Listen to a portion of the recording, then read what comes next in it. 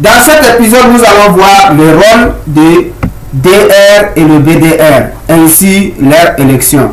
DR, le routeur désigné, DR Designated Router, est un routeur auquel tous les autres routeurs rapportent et transmettent leur mise à jour. Les autres routeurs sont appelés DR Others, ok, à l'exception du routeur BDR. Le DR Others utilise l'adresse multicast 224.0.0.6 pour informer le DR et le BDR de tout changement de topologie. Et le DR/BDR utilise l'adresse multicast 224.0.0.5 pour informer les autres DR d'un changement de topologie à l'exception du routeur qui envoie la mise à jour. Le BDR est le routeur secours qui prend la relève des fonctions du DR si ce dernier devient inaccessible. Donc, dans le concept de OSPF, il faut comprendre ces deux notions-là, de DR et le BDR. Ok? Pourquoi c'est important? Ok? Voilà, supposez on a 1, 2, 3, 4 routeurs qui sont interconnectés par intermédiaire d'un switch. Ok, donc je suis connecté, chacun est connecté sur le switch. Ok, maintenant si on laisse, s'il n'y avait pas le concept de DR et le BDR, qu'est-ce que les routeurs vont faire? Chaque routeur, si on prend celui-là, il va établir la relation de voisinage avec ce routeur, comme ça. Il va établir la relation du voisinage avec celui-là. Il va établir la relation du voisinage avec celui-là. Ok. Maintenant, si on prend celui-là, il va établir avec ça, avec ceci et avec ceci. Donc, il y aura un désordre total. Quand il y a un problème, un changement de topologie, c'est-à-dire si un routeur perd connaissance d'un réseau, il risquerait d'envoyer un message de changement de topologie à celui-là, à celui-là et à celui-là. Maintenant, et aussi à leur tour, ils vont envoyer à celui-là, ils vont envoyer à celui-là, ok, comme ça. Donc, ça serait un désordre total. Donc, pour éviter cela, ils ont introduit le concept de DR et le BDR, ok, dans le but de permettre à un routeur d'informer les autres routeurs, ok, quand il y a un souci. Maintenant, tous les autres routeurs, ok, si on est interconnecté via switch comme ça, donc supposez moi je suis DR, ok, je suis le DR, tout le monde doit établir la relation de voisinage avec moi seul, ok, pas entre vous. Donc là, donc tout le monde a une relation de voisinage avec moi et les autres, ils ne vont pas avoir une relation directe. Maintenant, quand quelque chose se passe, ok, s'il y a un problème de topologie, changement de topologie, toi tu m'informes, ok, tu m'informes en utilisant l'adresse multicast 224.0.0.6 pour dire voilà, il y a un souci, j'ai perdu connaissance de ce réseau, tu m'informes. Maintenant, une fois m'informé, moi je vais dire ok, pas de souci, je vais prendre ce message là, envoyer à celui-là, ok, qui sont dans le groupe multicast ceci. Je vais utiliser l'adresse de destination multicast 224.0.0.5, ok, mais pas à toi. Je n'envoie pas ce message là à toi. Je vais informer seulement celui-là et celui-là. Et là, ils vont enlever le réseau là et leur table de routage et on va converger. Ok, donc si par exemple moi je suis le DR, ok, tout le monde doit m'envoyer leurs informations. Ok, c'est pourquoi on a dit c'est le routeur que tous les autres routeurs transmettent leur mise à jour ou bien rapportent des informations. Donc quand il y a un problème, ils vont informer ce routeur en utilisant cette adresse. Seulement ce routeur et son adjoint ou bien son secours qui écoutent les informations qui sont envoyées, ok, sur cette adresse multicast. Les autres, et ils écoutent sur cette adresse multicast, ok, les informations. Donc s'il y a un nouveau réseau qui vient, ok, supposons on a créé un nouveau réseau, là aussi il y a un changement de topologie, et celui-là, ce routeur va envoyer directement un message au routeur désigné pour dire voilà, il y a un nouveau réseau que je viens de me connecter à lui, ok, qu'on vient de créer, et je suis connecté à ce réseau directement. Donc lui il va dire ok, voilà une mise à jour, il informe à celui-là, voilà une nouvelle mise à jour, ok. Voilà, maintenant donc le rôle des DR et le BDR c'est ça. Maintenant le routeur BDR, lors de l'élection, quand tous les routeurs sont interconnectés via un switch ou bien une liaison et directement Ethernet, il y aura une élection. L'élection se fait selon certains critères, ok. Mais maintenant quand un routeur devient DR, routeur désigné, ok, il y aura le deuxième qui va remporter. Celui qui sera le deuxième, il sera le routeur désigné secours, ok, BDR. Et là le rôle que celui-ci, le BDR et le DR joue, lui il va prendre ce rôle lorsque ce routeur a un souci, ok, il devient directement, il prend l'intérim et établir et envoyer les informations aux autres quand il reçoit une information d'un routeur à travers cette adresse multicast, ok. Donc maintenant comment se fait l'élection? Voilà le rôle des routeurs désignés et le routeur désigné secours. Maintenant comment l'élection se fait, ok. L'élection du DR et le BDR se fait sur un segment réseau partagé tel que le réseau Ethernet, Frame Relay, ATM ou MPLS, ok. Donc ça c'est des types de réseaux OSPF qu'on va voir après, mais pas sur les liaisons série point-to-point. Donc si les deux routeurs, donc si on a deux routeurs qui sont interconnectés via les câbles Ethernet, il y aura élection de DR et le BDR. Maintenant si les deux routeurs sont interconnectés via un câble série, là pas d'élection de DR et le BDR, ok. Donc le DR et le BDR se fait lorsqu'ils sont interconnectés via un switch, hub ou bien bridge ou bien une liaison point-to-point comme ça, ok, Ethernet, ou bien il y a les commutateurs Frame Relay, ok. Le commutateur Frame Relay, quand ils sont interconnectés via le commutateur Frame Relay, là aussi il y aura le DR et le BDR. Maintenant s'ils sont interconnectés via un commutateur ATM, il y aura DR et le BDR ou MPLS, ok. Donc maintenant tous les autres routeurs, les routeurs qui ne sont pas désignés comme DR ou bien BDR sont appelés DR Others, ok. Maintenant doivent avoir une relation complète. Donc tous les autres routeurs vont établir la relation d'adjacente complète avec le routeur DR et en même temps le routeur BDR, ok.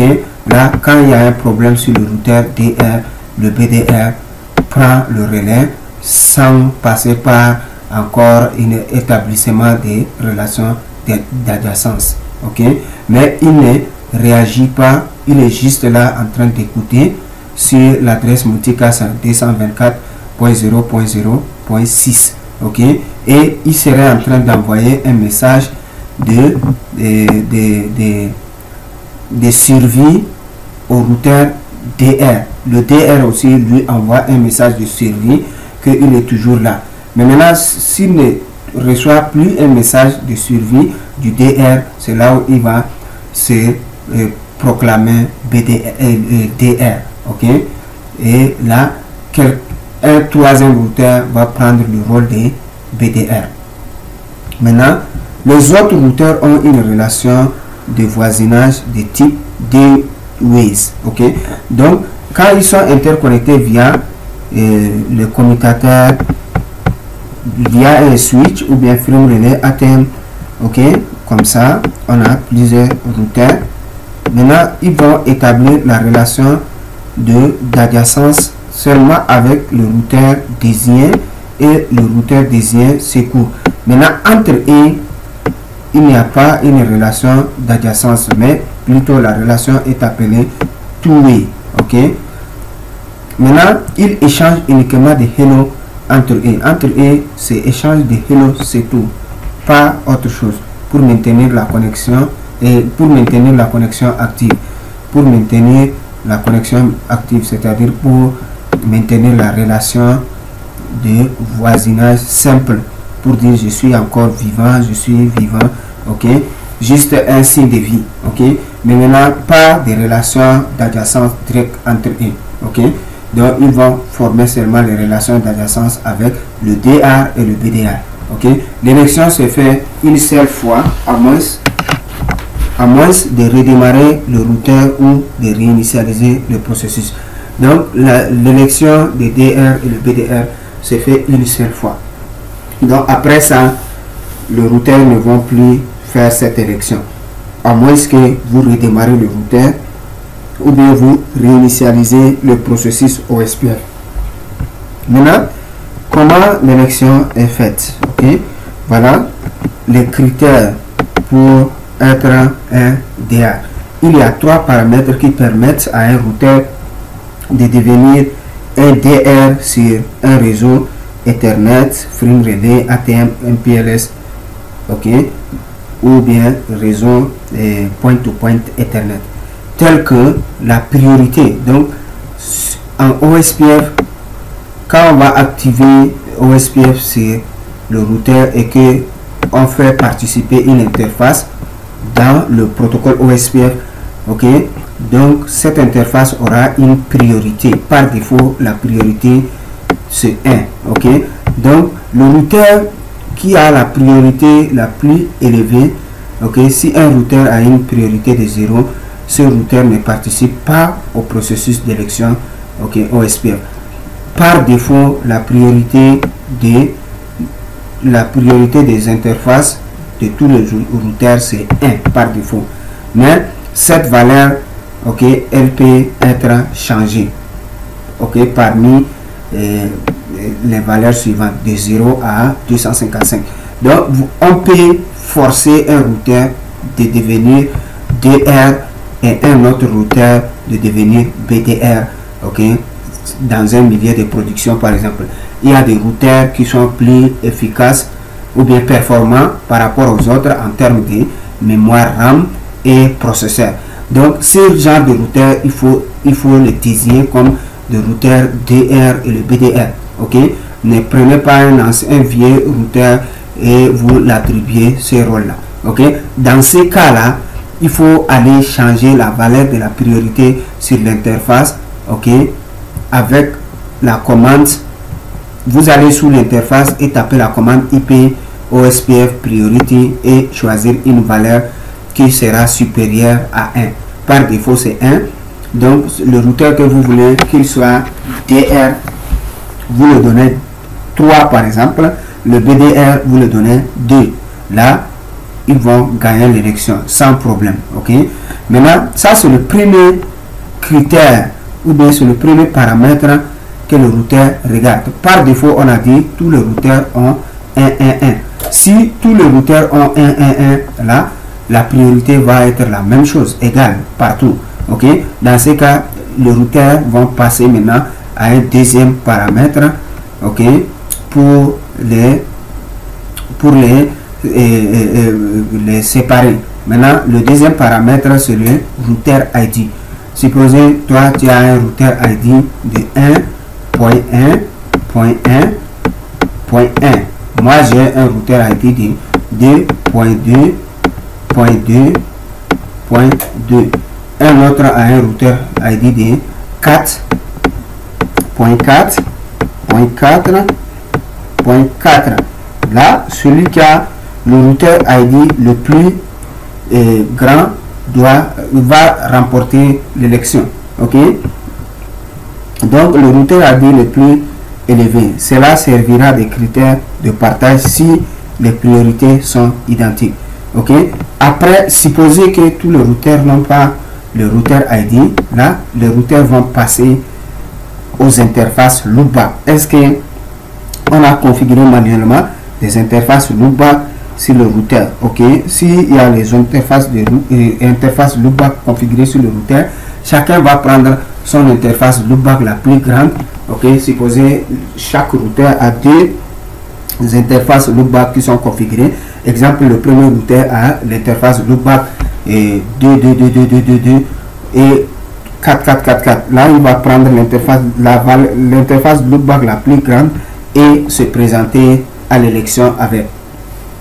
Donc, premier critère, c'est la priorité qui donne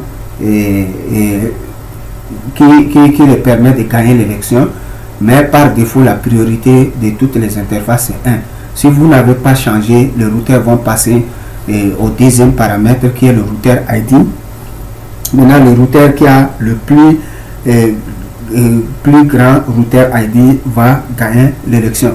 Maintenant, supposez un routeur n'a pas sa priorité c'est 1, mais il n'a pas le routeur ID configuré. Il va voir parmi ces interfaces loopback la plus élevée, il va prendre pour se présenter à l'élection.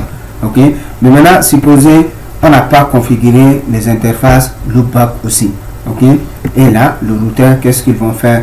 Ils vont prendre un dernier paramètre, c'est de choisir ok l'adresse loopback la plus élevée pour participer à l'élection OSPF s'il n'y a pas le routeur ID.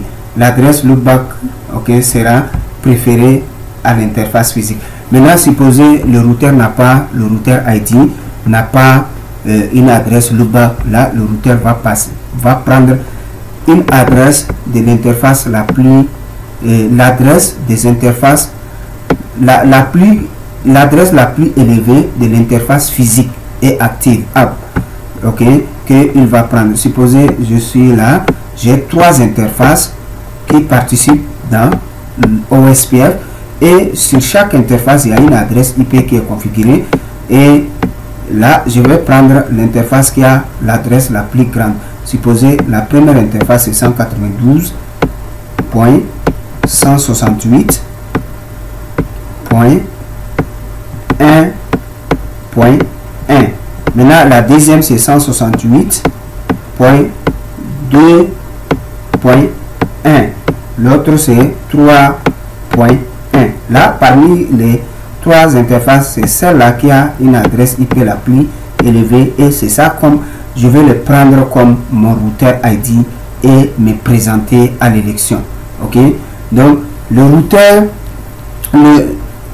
voilà. Maintenant, le routeur désigné est élu en premier, puis le routeur désigné s'écoule ensuite. Ok, le premier qui remporte l'élection, celui-là il devient le routeur désigné. Maintenant le deuxième sera le routeur désigné secours. Le troisième va être en stand-by du routeur désigné secours. Maintenant s'il y a un problème sur le routeur désigné, ok, lui il devient le routeur désigné, ok, DA, et le troisième devient son secours. Ok, voilà comment l'élection se fait et quels sont les différents termes utilisés, le terme tel que le DR et le BDR, ainsi DR others. Ok, tout ça c'est des choses à retenir pour mieux comprendre le protocole OSPF, qui est l'un des protocoles les plus complexes. Ok, merci de m'avoir suivi et à tout à l'heure. Dans la phase pratique, je vais vous montrer tous ces paramètres là. Ok, dans la phase pratique, nous allons configurer le routeur ID manuellement, nous allons vérifier configurer les interfaces de bas, nous allons vérifier comment l'élection se passe, tout ça. Ok, merci de m'avoir suivi.